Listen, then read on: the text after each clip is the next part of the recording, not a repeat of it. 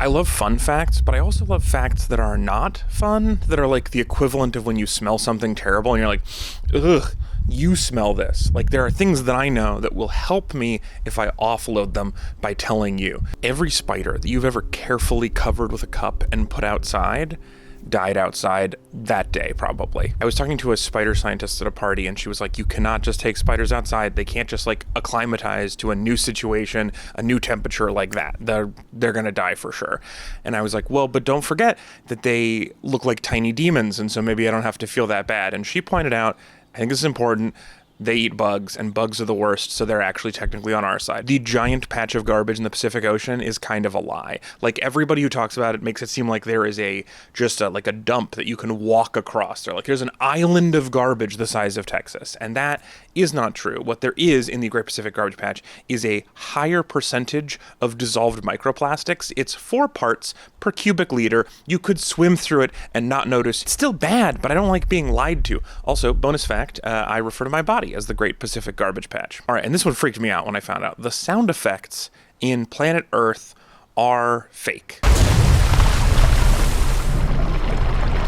Most of them are put in post. It makes sense, right? You can take a camera and zoom way in across the landscape, but you can't really do that with a microphone. If you put a microphone on a boat or a drone, you're going to hear the boat and the drone, not the lions muttering. Next time you watch Planet Earth, you should picture a 1920s radio show and a Foley guy. All right, here's another group of unfun facts. They're not super sad. I'm not trying to ruin your life, but they are going to be things you wish you didn't know.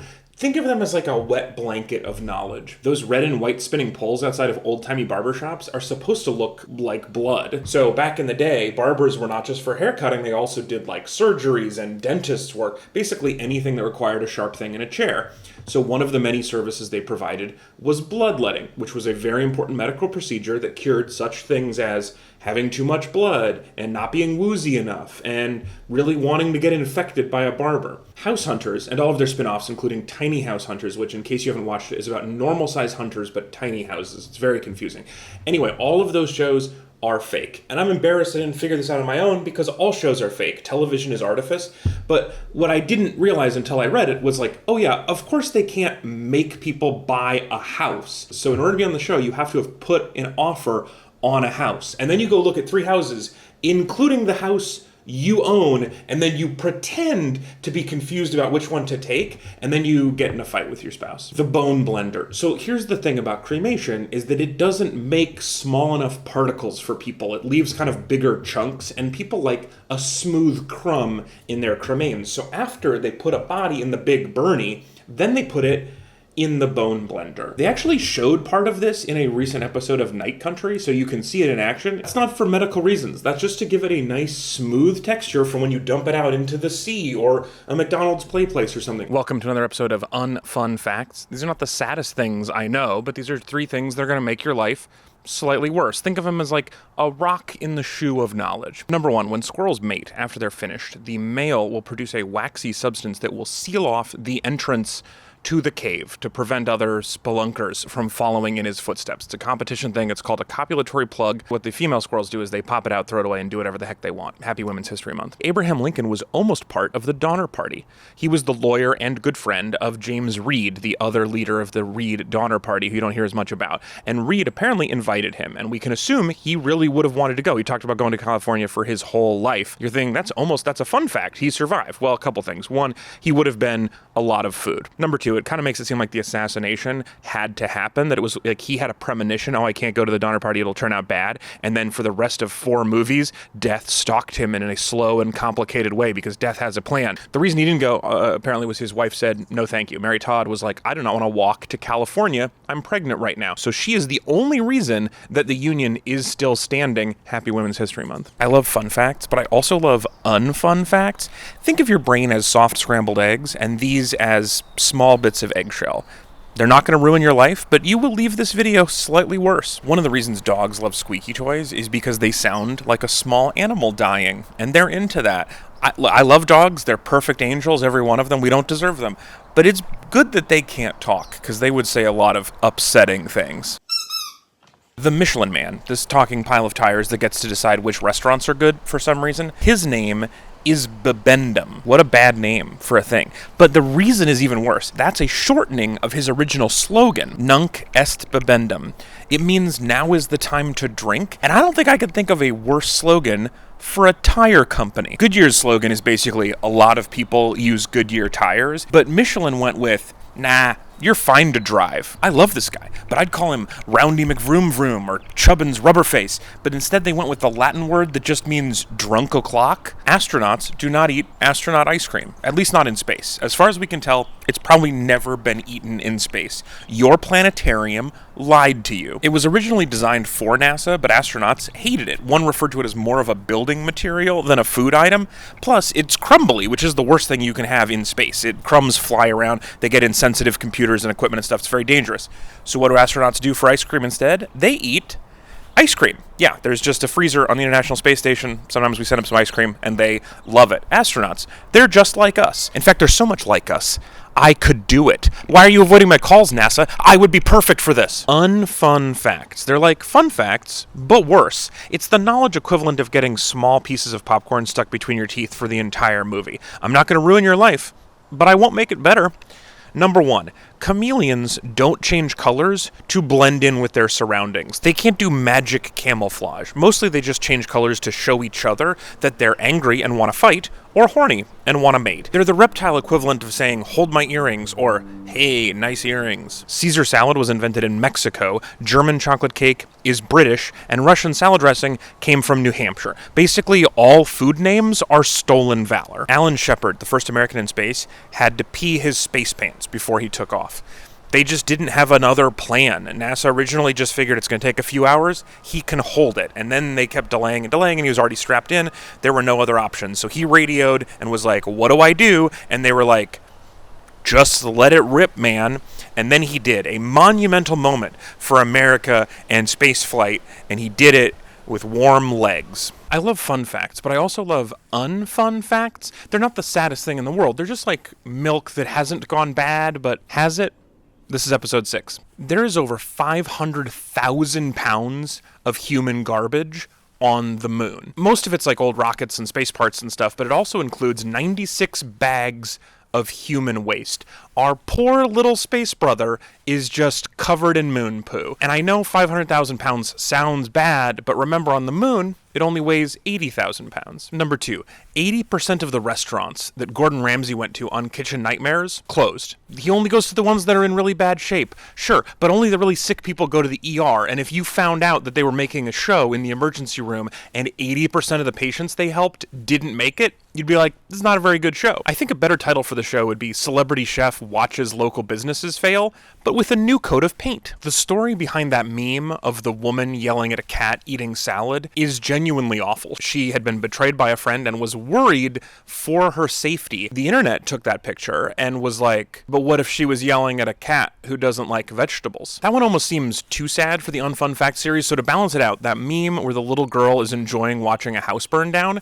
is actually not sad. That wasn't a house fire. That was a controlled burn and training exercise, and the local fire department invited the neighborhood to watch that exercise, and so it probably was like a really genuinely good time and there's no disaster happening. I love fun facts, but I also love unfun facts. Like, not the saddest things in the world, but the kind of stuff that makes people at parties say, well, anyway, I'm gonna go mingle now. This is episode 7. The book The 5 Love Languages was written to reinforce religious gender roles. And if you've only heard of the concept and you've used it and it's been helpful in your life, awesome, great, that's good. Just don't read the book, because the book is despicable. By far the worst part of the book is where there's a woman who's clearly in an abusive relationship and his advice to her is to put out more. But the less evil and more just ridiculous part is how much of the book is focused on him not liking to do chores. And that's why one of the 5 love languages is acts of service. He thinks one of the main ways humans show love is housework. He even says in interviews all the time that the way this idea came to him was because him and his wife both had little complaints. Like, he was mad that she would always leave drawers open,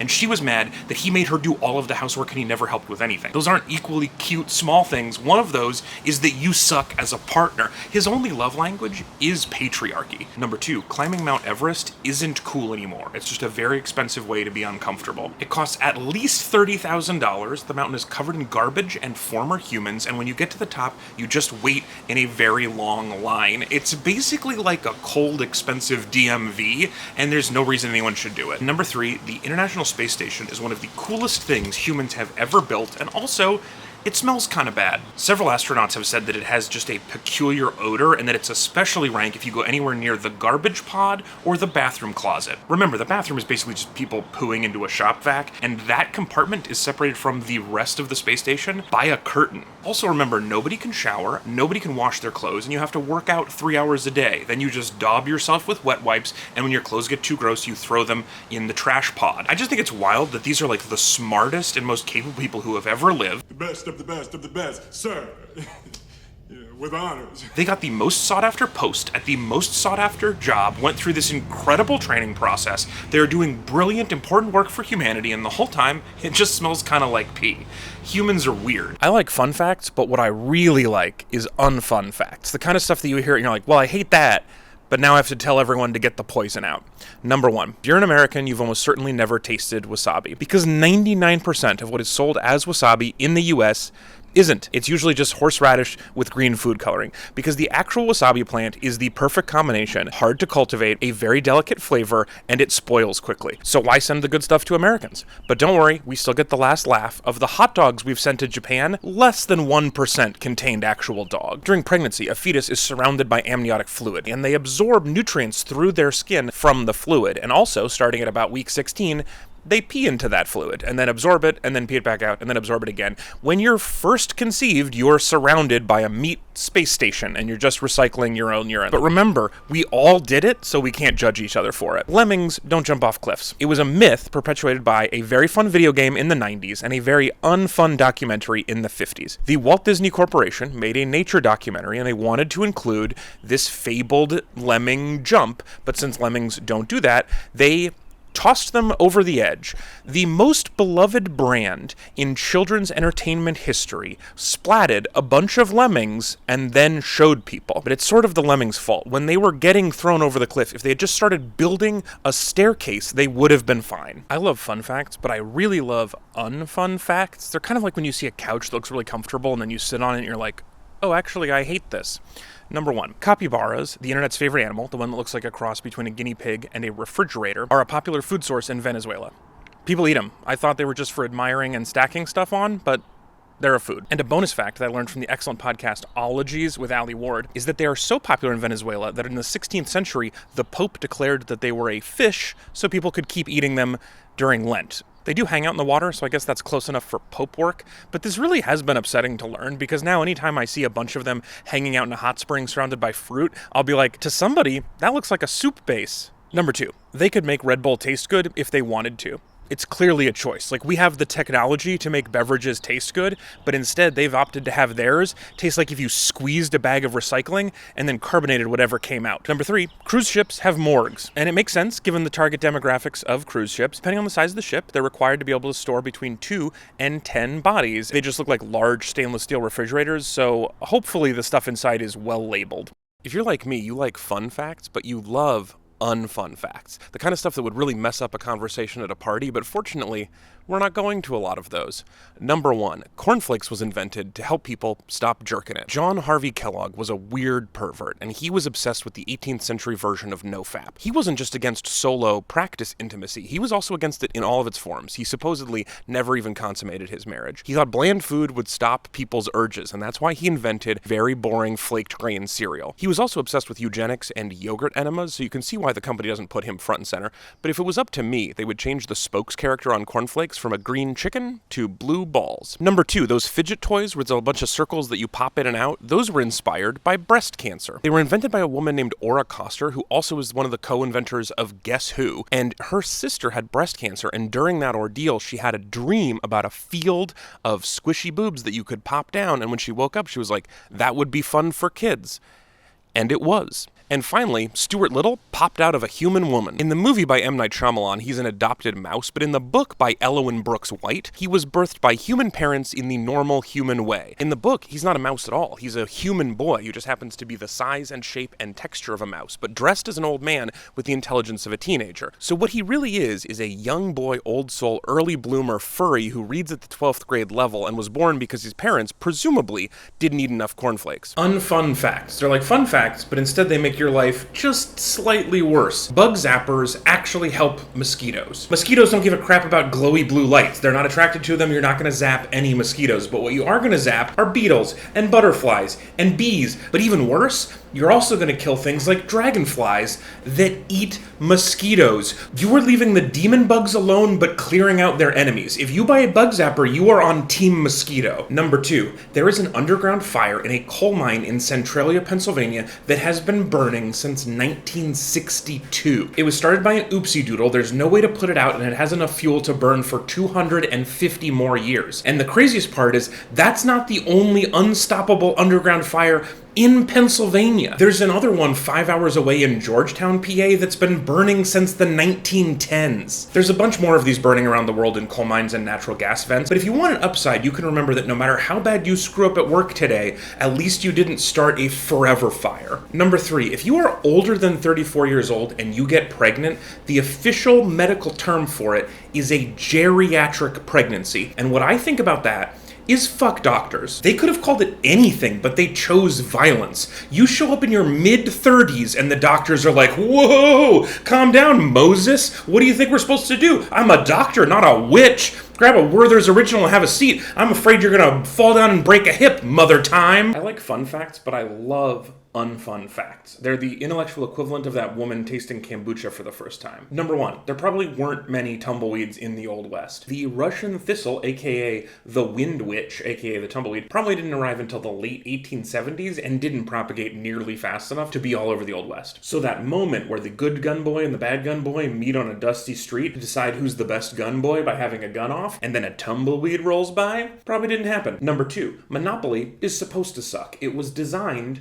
to suck. It was originally based on a game called The Landlord's Game, which was designed to show people what a nightmare landlords are for society. The designer, Elizabeth Maggie, designed a game where the goal was to screw the other players, destroy the housing stock, and make everybody sad, and the Parker brothers saw that and were like, we should make families do this at Christmas. Number 3, YouTube exists because one guy was mad he couldn't see enough celebrity nips. You've probably heard that Facebook was originally designed by Mark Zuckerberg as a way for him to compare the women at his college to pigs, but it turns out YouTube has almost the same origin story. It was originally a dating site that was basically Hot or Not, but with video. But then that Super Bowl halftime kerfuffle happened where Justin Timberlake ripped off Janet Jackson's shirt, and for some reason it hurt her career and not his. And the founders of YouTube were like, hey, I want to see the video of that. And they were mad that they couldn't. So they pivoted their terrible dating website into a user-uploaded video website. Basically, if you collected all of the people who started major websites to make the world better together in one room, you would have an empty room and a single tumbleweed would roll by. Unfun facts. Not devastating information, just stuff that'll take you from here to here. Number 1, some of the paint in these paintings is people. There was a widely used paint in the 1800s called mummy brown that mind-bogglingly contained what it said on the tin. They gathered mummies, mostly from Egypt, mostly human, and ground them down and used them as a paint. And to add insult to injury, it was a not good paint. The color varied too widely, it cracked, it chipped, it did not last very long. It's just one of many terrible things we did with mummies over the years, so when a bunch of mummies attack Brendan Fraser, as much as I love him, I'm on their side. Speaking of creative reuse, human urine is a very useful industrial chemical. It's been used to make gunpowder, to prepare textiles for dyeing, and in medicines, and some farming hipsters are trying to bring it back as an industrial fertilizer. The point is, nitrogen is the #1 resource for humanity, so if you've got a wee bit of it, why piss it away? And speaking of things that are a little foamy, most of the dinosaur bones you've seen in museums were replicas. I've seen estimates as high as 85%, and honestly, I think this is just fine. This is for the best. Like, actual fossils are too heavy, too fragile, and too rare to just have every museum in the world have a bunch of them hanging up where kids could touch them. So they take careful castings of actual fossils and make very precise replicas out of foam. And I don't know if dinosaurs would love that, but at least they can sleep easy knowing they were treated much better than human mummies.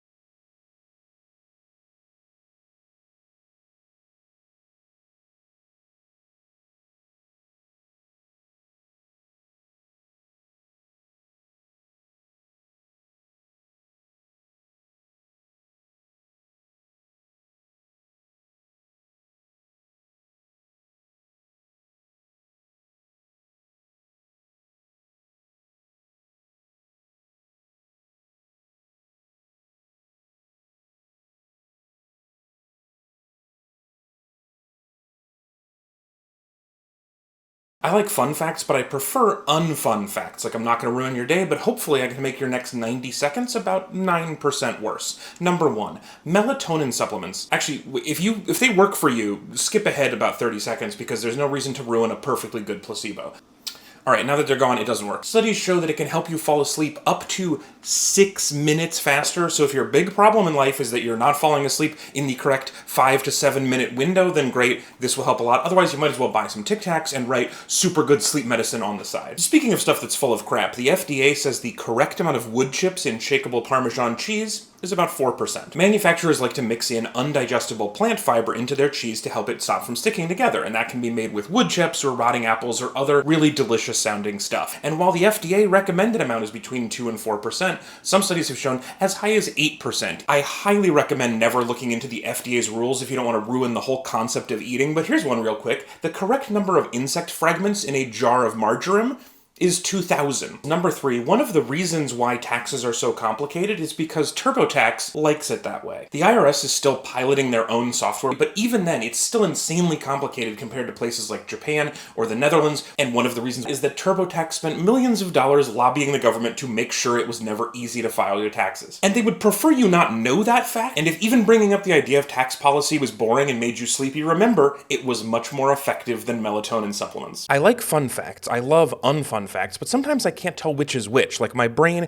is so pickled in fact juice that I can't tell what's fun or not anymore. So I'm going to tell you 3 facts, and you tell me if they're fun or not. Number 1, sometimes hospitals or nurseries need to evacuate a lot of babies at the same time. Stay with me. So they use a baby jacket. This one's for newborns. It's from a company called Baby Mover, and it's just a bunch of kangaroo pockets at odd angles. For larger babies, they wear them around the waist like a Batman utility belt of babies. So it's definitely fun unless you think of the reason why they're wearing it, and then it's not fun anymore. I don't know. You decide. Number 2, we make horses create medicine for us inside their own bodies. Snake venom can be very deadly to humans, but some animals have evolved to walk around on tall, spindly legs in grass where there might be a bunch of snakes, and so they can handle snake bites way better than us. So we take horses, shoot them up with snake juice, and then their bodies create a natural antivenom. Then we blood donor those horses, extract the antivenom, and save a lot of lives. The horses live, so do thousands of people, but this paper suggests the horses don't like it. I don't know. Is that fun? I don't know what's fun anymore. Number 3, a lot of Snapple's real facts are real crap. Hat tip to my friend Yurgo for suggesting this fact-on-fact violence. They even included the famous urban legend,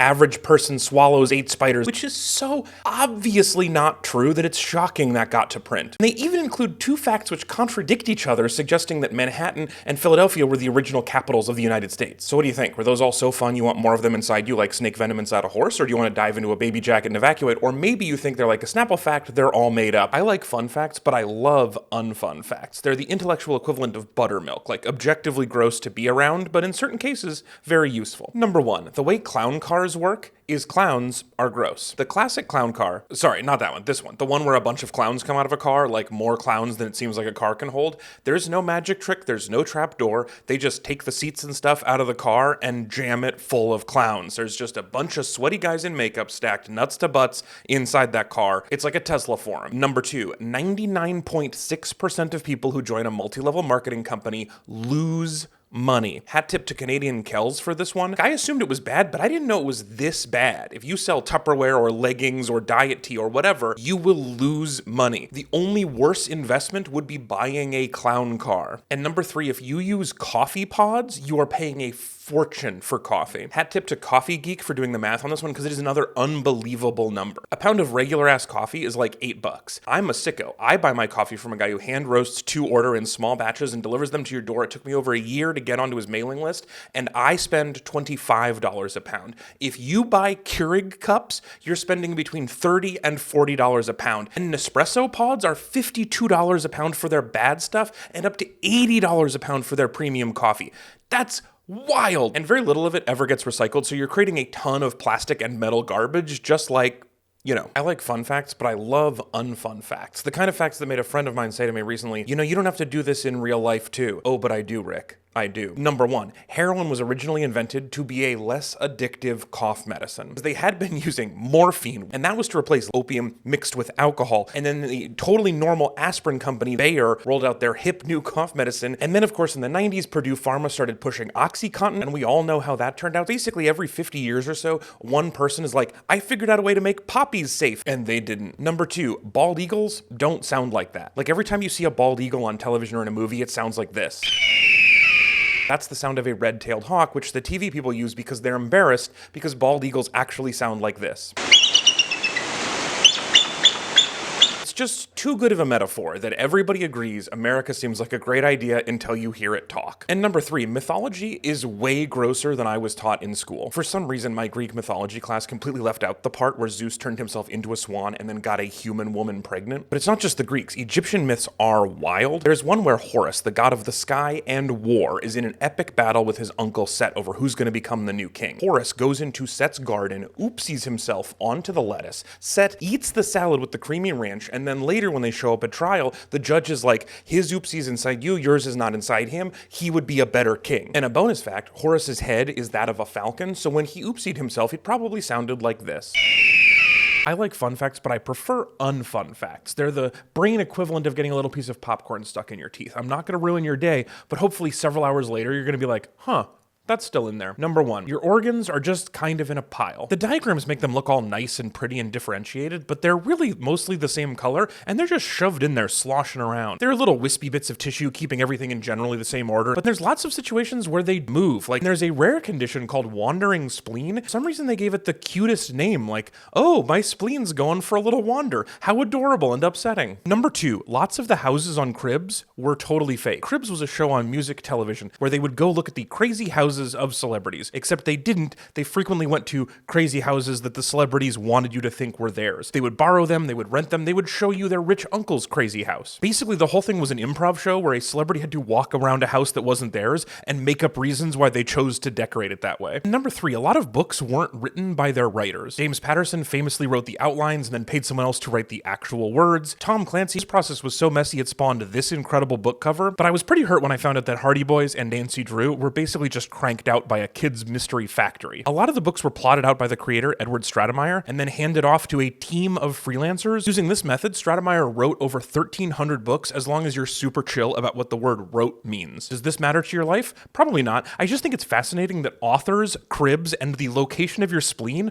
are all just kind of made up. I like fun facts, but I love unfun facts. They're like intellectual blue cheese. If you ingest too much of it, no one will want to stand close to you. Number 1, killer bees were bred on purpose to be chill bees. A geneticist in the 1950s wanted to produce honeybees that were as fast at making honey as the African honeybee, but were as docile and friendly as the European honeybee. So he crossbred them, and the result was oopsie doodle. It happens, you know, sometimes you put in Rita Wilson and Thomas the Hank Engine, and out comes Chet Hanks. Unfortunately, the Africanized killer bee breached containment and went around the world terrorizing people anywhere they went, just like Chet. Number 2, in honor of Warner Brothers deciding not to throw away a fully finished movie, coyotes are way faster than roadrunners. But on the flip side, roadrunners can fly, which means that in the cartoon, Roadrunner is choosing to stay in danger because it's more fun to torture Coyote. And that totally tracks because real roadrunners are vicious. They hunt poisonous snakes in packs. They'll catch a rattlesnake. One of them will pin it down with its claws, and the other one will peck its head to death. Honestly, they're so brutal, I kind of root for Coyote now. And number 3, in the Berenstain Bears, Mama Bear is 27 years old. Hat tip to Rob Anderson, who was all over the Bears beat. This bear, this dress, this attitude, 27 human years old. Part of the problem is that she had her first bear child when she was only 16, and also her husband sucks. Papa Bear doesn't want her to work outside the home. He is constantly undermining her. And oh yeah, he's racist. All of that is why she's aging like potato salad. But the kids turned out great despite having a terrible dad, or as we call it in the business, the reverse Chet Hanks. I like fun facts, but I love unfun facts. The kind of stuff that feels bad but is also intriguing, like the propeller guy in Titanic. Number 1, 2 of the worst substances in Earth history, leaded gasoline and and CFCs were both invented by the same guy. There are a lot of people who could have improved the Earth tremendously by just staying home and doing nothing, and one of the top candidates for that position is Thomas Midgley. T-Midge came up with the idea of putting lead, the insanely dangerous substance that never leaves your body once a little bit gets in, into gasoline for cars, the thing that almost everybody is near every day. And when he, get this, got lead poisoning, he left the company and went on to invent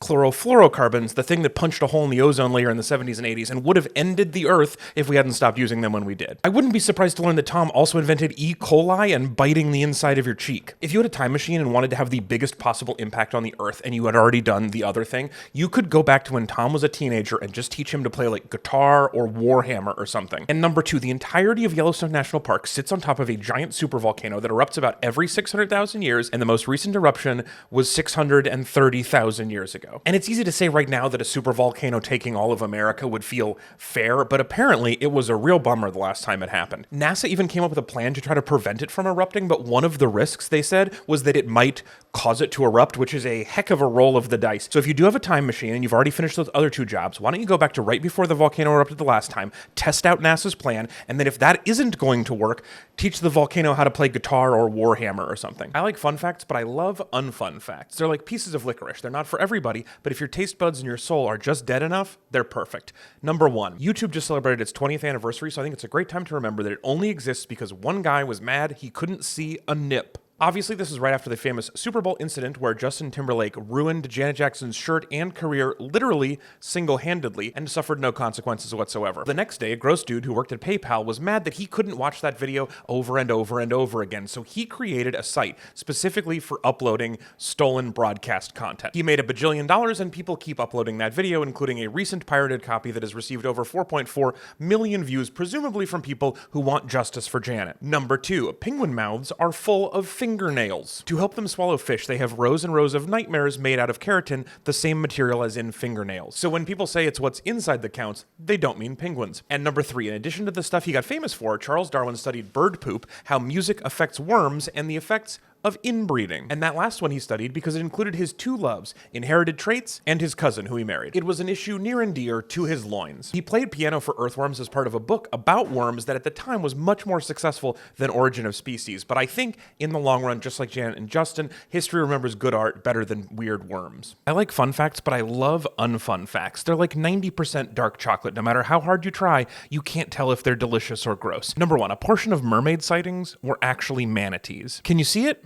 Okay, now pretend that you're addled with scurvy and haven't seen a woman in 18 months. One sighting that was almost certainly a manatee was Christopher Columbus, who wrote in his diary, "Quite distinctly saw 3 mermaids. They are not so beautiful as they are said to be." Chris is pretty famous for misidentifying stuff he sees from boats, but this one is so funny.